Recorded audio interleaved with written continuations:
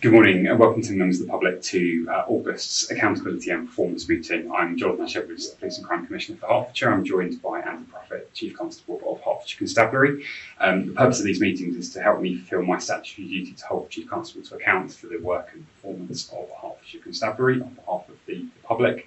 The meetings are live webcast to the public for transparency. It is on watch only mode, so there's no ability for the public to ask questions, but you are very welcome nonetheless.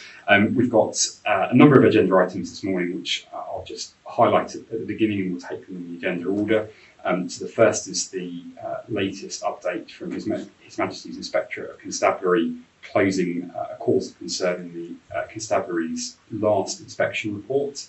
An item on police powers and public treatment, the independent custody visitors report from 2024-25, and then the police race action plan.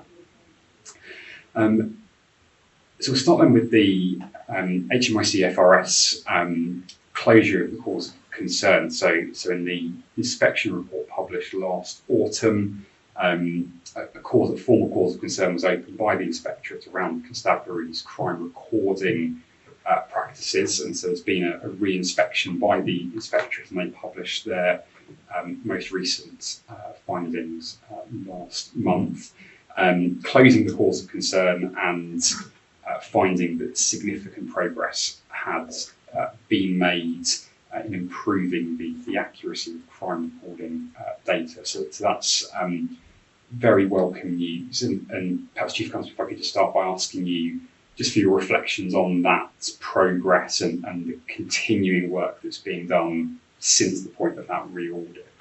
Thank you, Commissioner. Yes, good morning, and good morning, everybody. I'm really pleased with the progress the organisation has made over the last 8 or 9 months. We've gone from a position of not recording 1 in 5 crimes last summer to a position where our independent inspectorate came back in May and said that we're now recording closer to 92 or 93% crime. We can do better, and we will do better. But through creating that specialist team that we've talked about before, right at the start of the process when a victim contacts us, getting the right information recorded and the right crime recorded to then investigate, we are doing significantly better, providing a better service for the public and a better service for those who need our help. And I'm really, really pleased, and it's going to continue and it will improve further. Thank you, and it's, I think, really welcome news from the inspectorate, and I think demonstrates that the steps, the changes that you've put in place that we've talked about in previous meetings are working and have made the progress that you were anticipating that they would. I know that there's still a bit more of a rollout of that to go, and more of that happening across different district teams in September. Is that still on track in terms of getting to the levels of crime reporting accuracy that you're wanting ultimately to get to? Yes, it is. We are completely operationalising this new process in 6 of the 10 districts in Hertfordshire.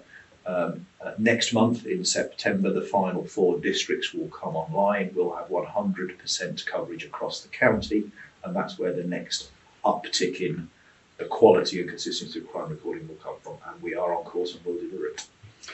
Thank you. I wanted then to ask about sexual offences, because the inspectorate have found overall crime recording accuracy significantly increased and improved, same for violent crime. Less progress at the point of re-audit around sexual offences. So can I have an update on how that's being addressed and the progress to be made there? Yes, you can. A really important area. So as you say, the inspectorate closed down the overall cause of concern and said we have made significant improvement, but that we have not made improvement, and we hadn't, in the recording of sexual offences. So last summer, the inspectorate said just short of 90% of sexual offences are recorded, and of course there are a few more serious offences one could talk about. And when they came back in May, they bluntly found no change. We were still just short of 90% of offences being recorded, not good enough, and we have addressed that. The things we were missing were reports that were coming in from third-party agencies, or where a report was coming in reporting an offence where there were secondary or third offences as part of an offending history. We weren't capturing all of that offending nature, so that's where we were missing some crimes. We've specifically addressed that since May, and if I look at the last month's worth of data, this is Hertfordshire data, so we are marking our own homework here, but we do this really, really rigorously. We recorded 98% of sexual offences. We missed 1 out of 52, and I'm still not happy with the fact that we missed one. But we have really pushed that in recent months since May, and we will maintain that momentum because it's incredibly important that we get victims and those reporting sexual offences absolute support in the best possible way as soon as we can. Thank you. And we've talked previously around that third-party reporting and information sharing, and I know a lot of work being done to address and improve that, as you described, which is welcome. And as you say, hugely important area for victims of those really serious offences. What timescale do you have in mind as you talked about the most up-to-date internal data and getting to a really strong place in terms of the consistency of that, in terms of getting to a point where if the inspectorate were to come back, they would close the AFI? Do you have a sense of when that might be? I think if they came back now and were happy with the 4 to 6 weeks of vastly improved performance around sexual offence recording was a sustained period, they would close it down now. I suspect the inspectorate would want to see 2 or 3 months of sustained performance, which we will deliver without fail from this point going forward. So I don't know whether the inspectorate will come back in September or October and relook at this. But whenever they come back in, we will be ready to demonstrate the improvement we have already made. Thank you, and I look forward to having a further look at that in due course, and I'm sure around the progress being made there. One of the things that the inspectorate did highlight in the letter is a slight increase in the time taken to record crime. So about 83% being recorded within 24 hours, slipping down to 72%. What's your assessment of what's caused that slight change? Is it a result of the kind of greater rigour around recording standards? And is there any work in place to try and kind of change the timeliness around recording decisions? There is. There's a measured target here of what percentage of crimes get, as you suggest, get recorded within 24 hours. That's really important. The victim contact us, they want us to get on with it. And there was a fallback in the timeliness of us recording crime. I think there's 2 things that drove that. Number one, the new process, the new team we introduced, and them going through the rigour that I needed for them to get it right, slowed things down. Again, we are picking that up with some urgency because it's really important. Not only we get it right, but we get it right quickly, so we can get on with the investigating that we need to do, or the referrals we need to make, or the advice we need to give. So again, looking at the last month, so how are we doing right now? The percentage of crimes we recorded in the areas that we currently cover with the new team, so 6 of the 10 districts, 93.7% of crime was recorded within 24 hours. That feels about the right place for me, or even better. And my ambition is when the final bits of Hertfordshire go live next month, so we've got the 100% coverage, that we maintain that mid to high 90% of crime being recorded within 24 hours of being reported to us. Thank you. That's useful to understand, and look forward to seeing that kind of working its way through us. There's always a moment in time, isn't there, when an inspectorate comes in and looks at a bit of data. So useful to understand the context around that. Thank you. Really welcome the progress that's been made. There's been a lot of focus from you and the constabulary on it, and it's good to see the impact that has had and the direction of travel there. So thank you.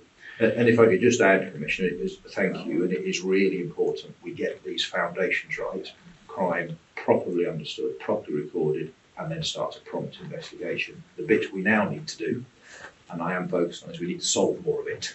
And we've spoken about that previously, I know we'll speak about it again. So that's having established the foundation, the investigative rigour, and the drive to improve performance there is what comes next. Brilliant, thank you. I'm going to move on then to the second agenda item on police powers and public treatment, which is one that I look at annually in these meetings, given the importance around police powers being used properly and fairly, and the kind of public legitimacy that sits around that. We have well-established independent scrutiny panels in Hertfordshire that do a lot of this work, supporting me in my role, and bringing some community and external scrutiny and oversight in as well. And I wanted to pick up on a few points that those scrutiny panels have highlighted in their reports for the last year.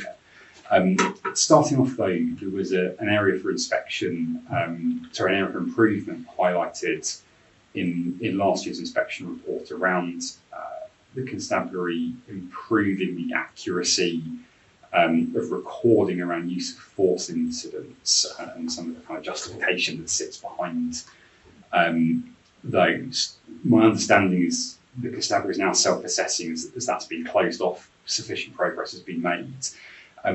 What has helped shift the dial on that and make that progress that's been assessed? Thank you, Commissioner. You're quite right. The Inspectorate, again, last summer said about 21% of use of force incidents potentially appeared not to be properly recorded. We have put in place since then a new process to basically grip and check officers' statements through the point at which we make arrests, or through the point at which we have a body-worn video recording, to check that use of force is being recorded. Since then, we have seen a 20% increase month-on-month recording of use of force incidents. And I know this works because some people online may hear that I made an arrest a few weeks ago in Bishop Stortford, and the next day, because I did my statement, I had my body-worn video evidence, I justified everything that I did, but I didn't put in a separate use of force submission.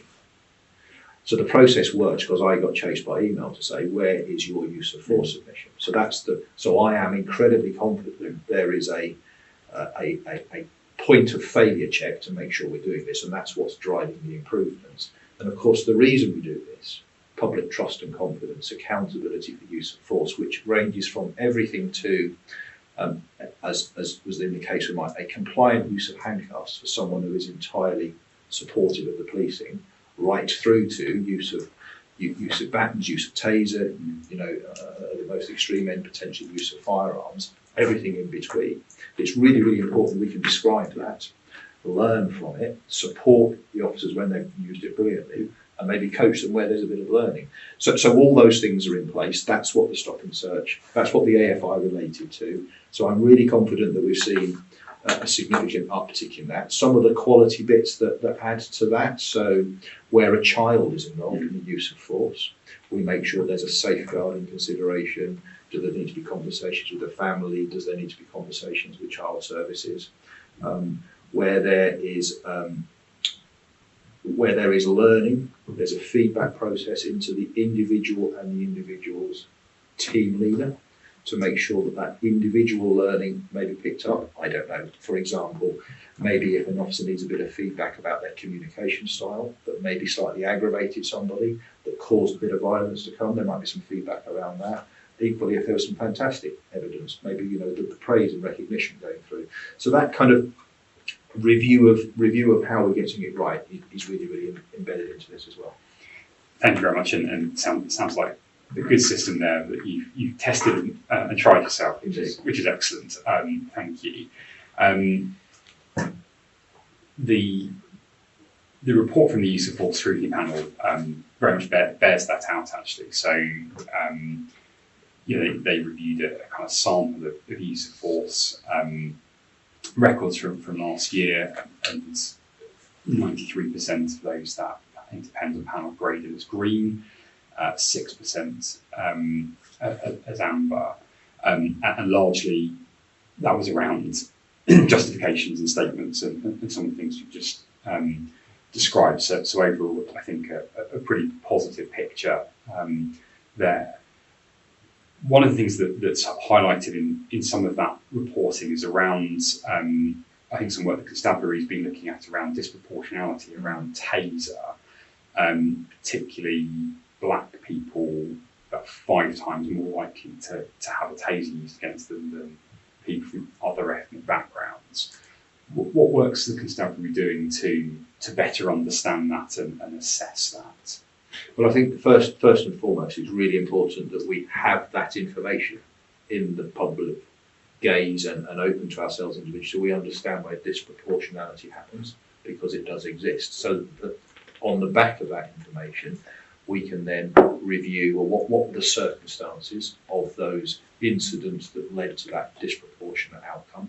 What crimes were being targeted? What areas were being targeted? What teams were using those powers? What's the briefing and the intelligence upon which they acted to drive that disproportionality? So all of that is happening actively in the constabulary, working with our race inclusion board, working with our stop and search scrutiny panels, working with our wider community networks to say this is where we are in terms of our current use of powers, being transparent around body worn video to make sure that people can see what we're doing. Are we doing it in an evidence-based, informed, polite and considerate way? Because if there is an evidence base that says every single interaction of the constabulary was properly considered, properly justified and properly delivered, then there isn't per se a problem. However, if there's a lack of intelligence and lack of consistency, or you can't describe why disproportionality exists, that's where there is a problem. And that's the work the constabulary is doing ongoing. Now, do I sit here and say I feel entirely comfortable with the fact that we do have disproportionality around certain levels of use of force, or in certain districts, so our stop and search disproportionality is different? No. But I am absolutely clear that we are scrutinising it and checking it and working with local leaders and working with communities to understand, describe and hold ourselves to account, not only internally, but through that kind of open external gaze as well. Thank you. And as you said, I think that scrutiny and transparency, I think, is a critical part of that, as you say, understanding the causes. Thank you.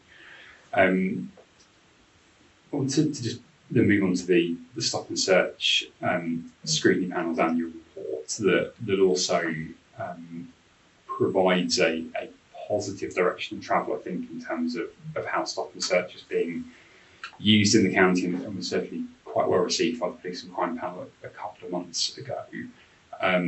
So the panel has a sort of confidence level of the records they review, so 83% confidence the panel is expressing in what they've looked at, quite a decent trajectory of improvement year on year in terms of their levels of confidence, and they're certainly describing data around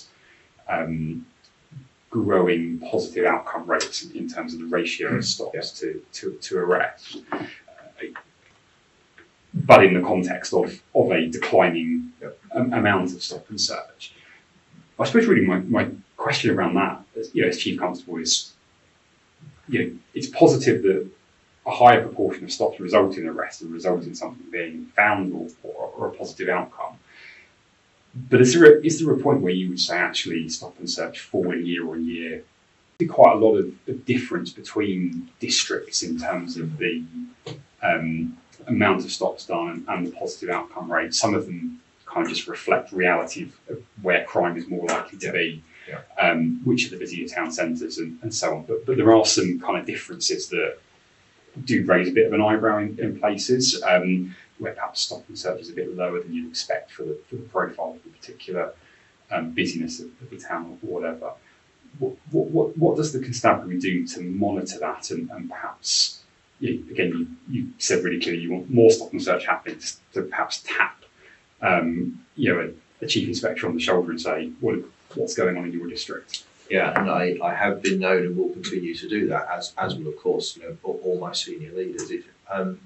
It's really, really important. We are next month doing a little bit of an internal organisation of how we arrange our local policing teams and our crime fighting teams in the constabulary. The reason we're doing that is to become better crime fighters, to solve more crime.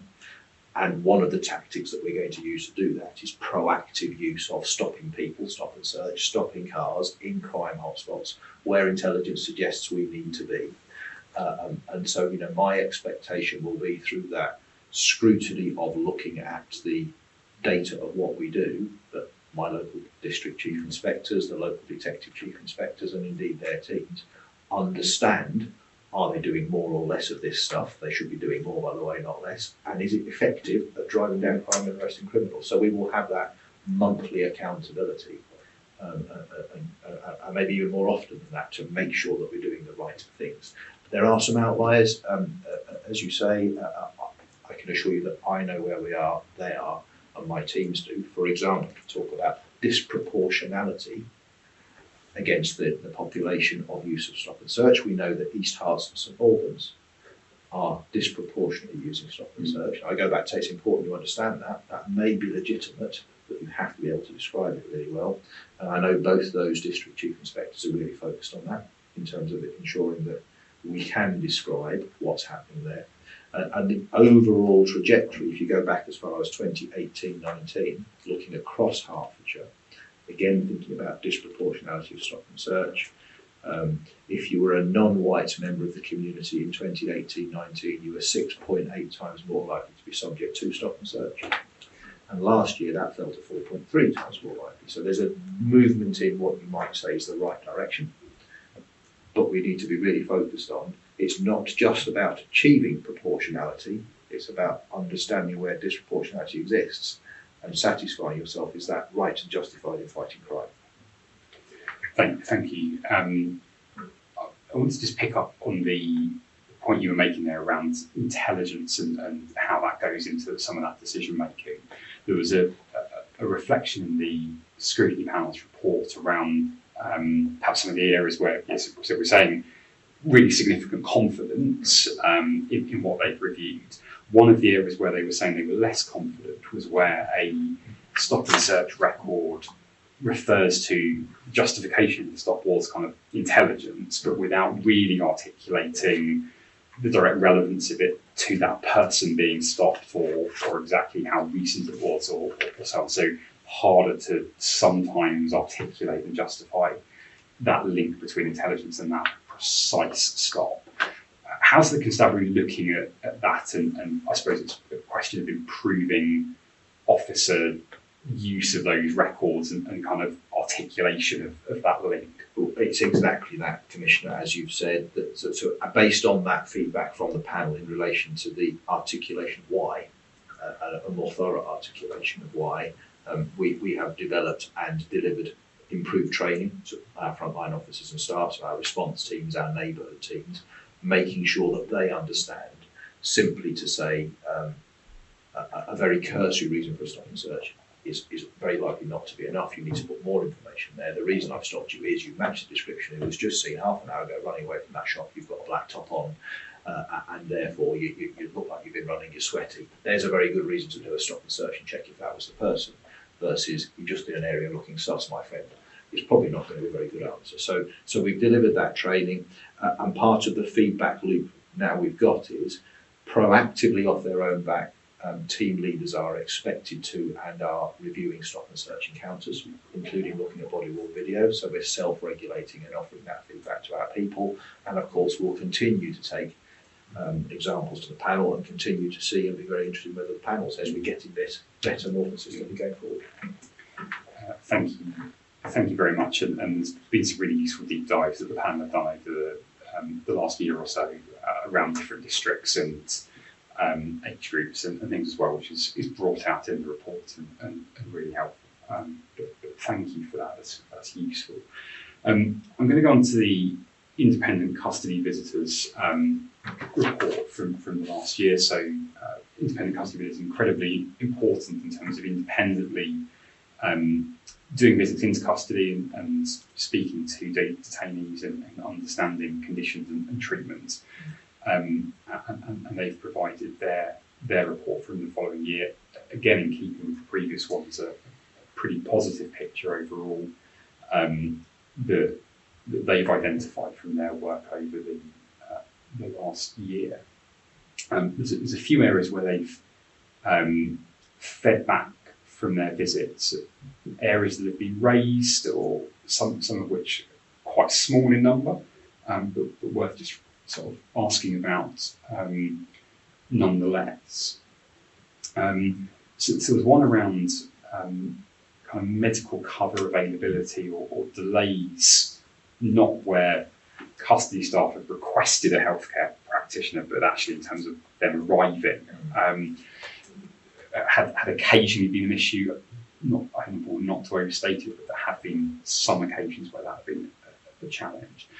What's the constabulary done to look at that and how that contract has been working and the coverage of availability for healthcare support and custody? Thank you, Commissioner. I mean, this is a hugely important area of what we do in Hertfordshire Constabulary. We've got, as you know, 2 custody suites, one at Hatfield and one at Stevenage. That's where our people who are arrested go and are looked after.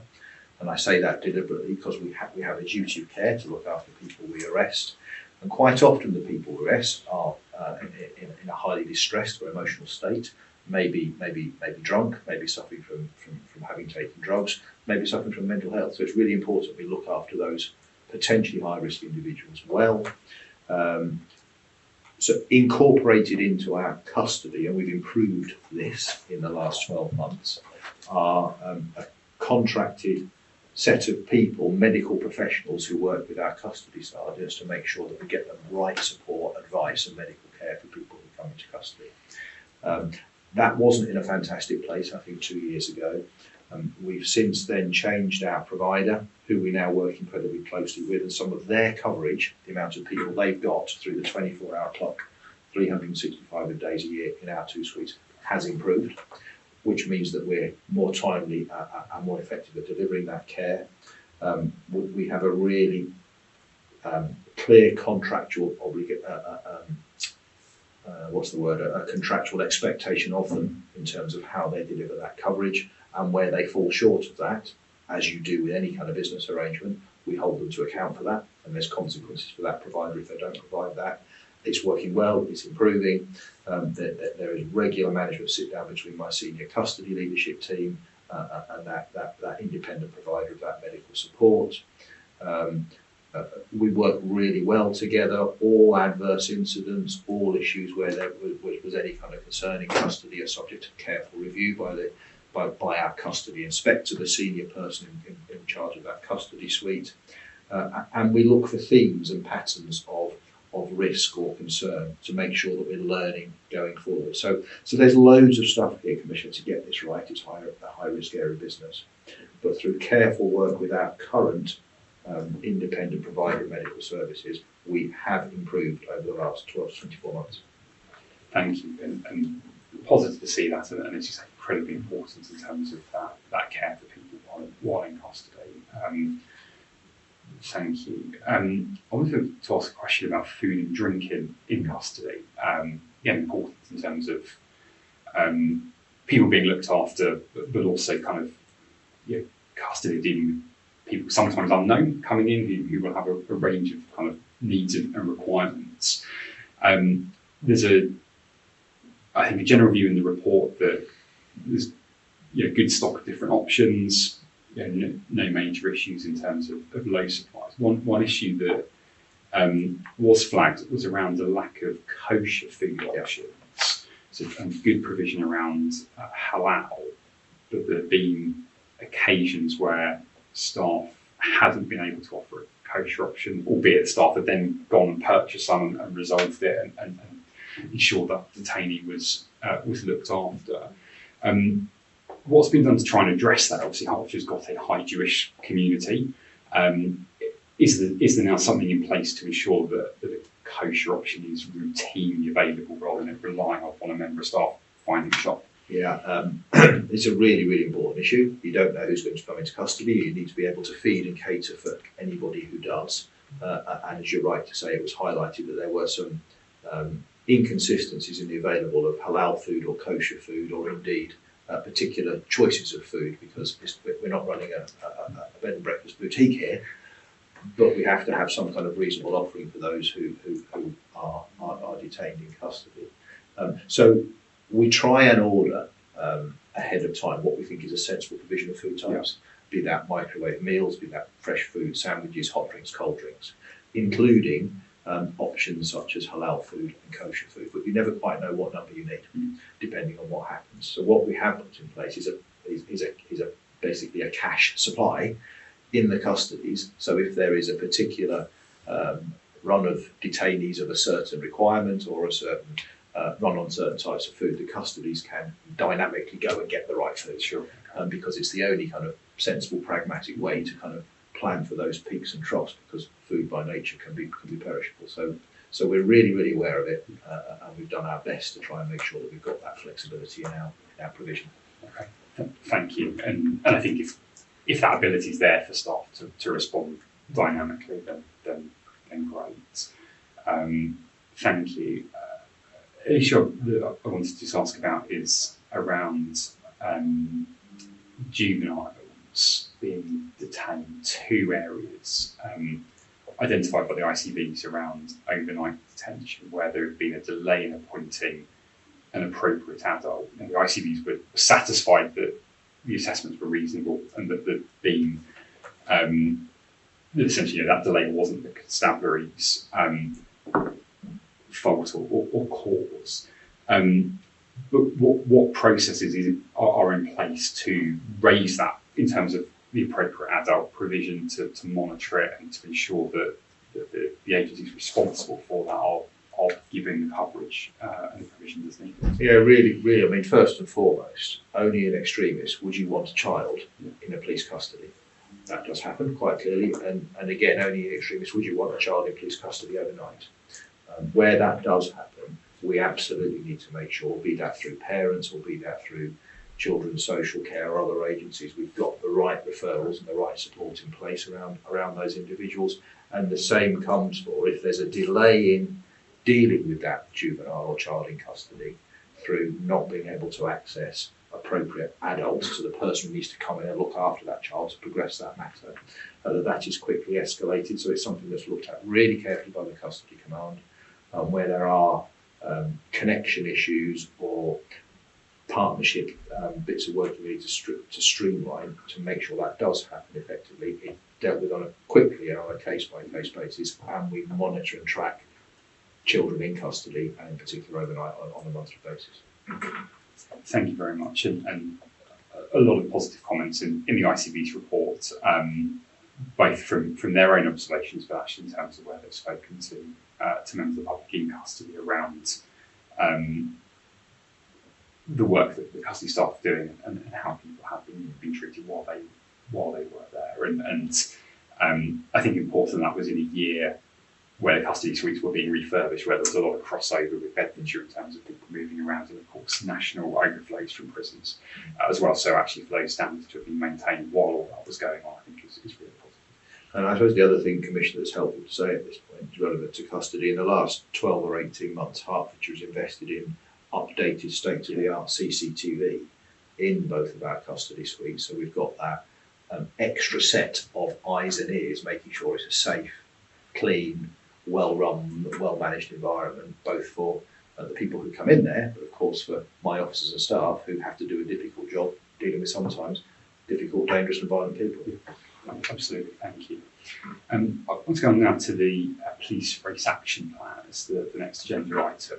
This is a plan that's been agreed by policing nationally to address and improve how policing represents and interacts with people from black communities. Four main pillars of it: represented, not overplaced, involved, not underprotected. I'll go through some of each of those in turn in a moment, but keen really to understand your assessment, Chief Constable, of progress against those pillars in Hertfordshire. There's been a lot of work done on it over recent times, and a number of areas that have been very well regarded nationally in terms of work done. But what's your overall assessment of that work against the police race action plan? If I give an overall assessment, happy to talk about the detail of those pillars. I think Hertfordshire has been leading the way nationally. That's my assessment as a relatively new Chief Constable having coming in, which was, credit in many ways to my predecessor and his team. Hertfordshire has openly declared itself to be an anti-racist organisation, and we are, and I reaffirm that. That's absolutely what we want to be. We are signed up to the Police Race Action Plan in all its aspects. We have a really strong independent race inclusion board where all members of the community come together and work with us and hold us to account to get our engagement with Black and Asian minority and ethnic communities right. Why do we do that? Why do we do that? To be woke? No, of course not. We do that because we know that trust and confidence in Black and Asian minority ethnic communities is lower than it is in white communities. Now, it's incredibly important that we have trust and confidence of all our communities because that helps us police. Trust and confidence brings information, it brings connection, it brings intelligence, and all those things mean my officers and staff are better at fighting crime. So it's in all of our interests to build trust and confidence, which is why the Police Race Action Plan is so important. We check and hold ourselves to account against this really, really carefully. We recently worked with the National Police Race Action Plan team who came in and looked at what we're doing and said we continue to make really, really good progress against all aspects of it. There's more to do, there always will. We're not complacent, but we're in a really good position, Commissioner, as an overarching position, and happy to get into any detail you want to. So thank you. That's really positive to hear, and I've seen some of that work with the Race Inclusion Board as well, who I think are really engaged and positive about the work being done, and indeed their involvement in it, which was good to see. On the represented pillar, then, so a number of kind of strands to that around recruitment, retention, progression, kind of opportunities for officers from a Black, Asian, ethnic minority background to come into policing and to progress. How's the constabulary doing in terms of getting great people in from those communities and then ensuring that they are getting the opportunities equally and fairly and on merit that everybody should be getting? Thank you. We're making progress. Steady progress. It's not as quick as I would like. So if you take the whole of the workforce of Hertfordshire, so officers and staff, very broadly speaking, about 9 out of 10 members of officers and staff come from white backgrounds, and about 10% come from non-white, Black and Asian minority ethnic backgrounds. And that differs then when you look at officer roles, staff roles, PCSO roles, or indeed grades within those roles. You get different levels of progression. We are improving that slowly, not quickly enough. I'd like us to be more representative of the community of Hertfordshire than we are, but that is something that we have to keep working at. If you specifically look at officers, then it's a broadly similar picture. So if you take the whole population of Hertfordshire officers as being 100%, looking at the data here, Black and Asian minority ethnic officers, non-white, are representing somewhere between 12 to 15%. I think that there's good progress there, but we need to improve that. And again, at the upper levels of the organisation, the visibility isn't as strong. We are seeing that coming through, but we need to make sure that at the senior levels of the organisation we look a little bit more like the communities we please. As I say, why? Because it's a trust and confidence building, therefore an engaging and therefore an effective way to fight crime in communities. So that's why we need to keep working. It's really hard. How do we monitor and manage this? Every single month I get a managed report with more numbers on than you could possibly wish to have, but it's really important so we know, are we continuing to track in the right direction? Are the people who are applying to come to Hertfordshire representative? Are the people who are being selected to go to interview representative? Are the people who are passing out representative? Are the people who are finishing their initial training? So we make sure we understand points of attrition, and then we can put management interventions in place if we need to. Thank you. One of the strands then underrepresented is around the kind of proportionality of misconduct and complaints processes. How's that being assessed to ensure that, again, officers from a Black, ethnic minority, Asian background aren't being treated differently or more harshly than their white counterparts? By looking at every single case on an individual basis, understanding it's a broadly similar answer, I suppose, to the stop and search disproportionality. You need to understand it. If there is, and there is some disproportionality in misconduct against those from a non-white background, but you have to understand why that is and check the details of the case and ensure that there was rigour there. And again, that's subject to really, really careful scrutiny by me and my senior officer and the professional standards team to make sure we're getting that right. Thank you. I think we've touched on some of that disproportionality usefully there, which covers some of the not over-policed strands of the plan. On the involved strand, you've talked about the importance from a trust and confidence and engagement perspective. I know there's been some positive work done around young black people through the Race Inclusion Board work and quite regular engagement and involvement of a cohort of young black Hertfordshire residents. What have been the outcomes of that work and what insights has that group given the constabulary in terms of engagement and policing interaction with that kind of cohort of people in Hertfordshire? So I mean, I think this is one of the things that I'm really proud that we do in Hertfordshire. So we've got one of my senior officers leads a youth people race inclusion forum that sits regularly, and about 30 young members of the black and Asian minority ethnic community come together, and we talk about stop and search, we talk about use of force, we talk about how policing goes about prioritising what it does. They look at body worn video, and they describe the sorts of issues we've been talking about here. Why? Because it starts to build trust and confidence in young, diverse members of the community. And then hopefully those individuals are going back out and talking to their friends, their fit peers, their families, and building the trust and confidence of what we do. And that kind of ripple effect, I hope, then starts to feed through to young people thinking, you know what, I fancy being an officer or a member of staff or an intelligence or whoever in Hertfordshire Constabulary, because this is an organisation that's thoughtful, engaging, open and diverse. So it's a hugely important part of what we do and something we're absolutely keen to keep doing and hopefully expand going forward. Thank you. I think that's been an excellent initiative actually to get those younger voices in as well. And it's again, just going back to stop and search, it's really clear from the data, and one of the challenges in scrutiny is that you're far more likely to stop and search if you're younger. But actually sometimes the people we've got doing the scrutiny of it aren't the same cohort. So getting kind of more young people involved in providing that lived experience and insight, I think is excellent and really important. So it's really positive to see that work being done.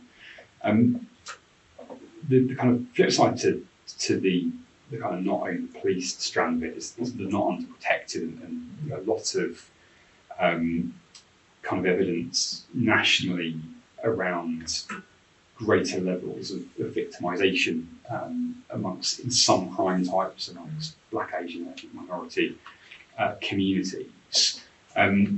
What's the constabulary doing to assess and act upon different crime types where you are more likely to be a victim of crime if you are not white? So I suppose if you take the most obvious area, hate crime, where individuals are subject of criminality because of who they are. We track this month by month, looking at the data of what's happening on what category of race of hate crime and where it's happening, community by community in Hertfordshire. So, I mean, if we take the last full set of data I've got here is for June this year, and there were 230, very sadly, race crimes recorded in Hertfordshire. That has increased when I look at the rolling 12 months, fairly consistently from about 170 on average at the back end of last year through to 190, 213, 230. So I think some of that goes back to that first conversation we had. We're accurately recording now what is happening in communities. So 230 crimes. Of those, 171 were about race, people being picked on, abused, subject of criminality because of their race, 27 as a result of religion, 20 as a result of sexual orientation, 4 directly related to individuals who were transgender, and 8 relating to issues of disability. So we understand the drivers of hate crime. And again, if you look at the district level, you can chop the information up in lots of ways. It's important that we do. The districts where we're having the most levels of reported hate crime currently, Hertsmere, Stevenage and Watford, that probably relates to the diversity of those communities. So there's probably some sense there But the important bit is we understand what, we understand where, and we can work with communities, faith groups, organisations to make sure that our response is right, so we can support victims and, more importantly, hopefully catch, identify and hold to account perpetrators of these crimes. So that's one really important area. Other areas where we know there's disproportionality, and there can be some seasonality of this, are where communities are targeted. For example, if they've got particular religious dress or costume. So Asian gold burglaries is something that police sometimes describe, and we see patterns of that through the year around certain kind of times of the year when communities are maybe celebrating a particular thing that's important to them, meaning they're out of the home.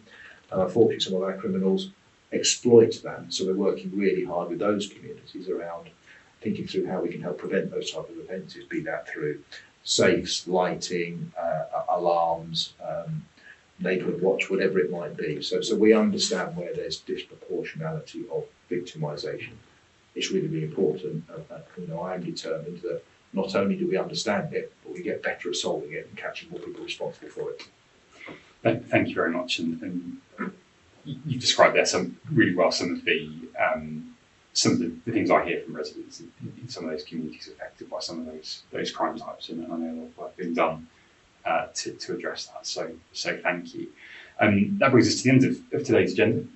So thank you very much, Chief Constable. It's been a really useful set of topics to cover. Hope members of the public have found the meeting useful and interesting, and there'll be a further accountability performance meeting in September. We'll close the meeting now.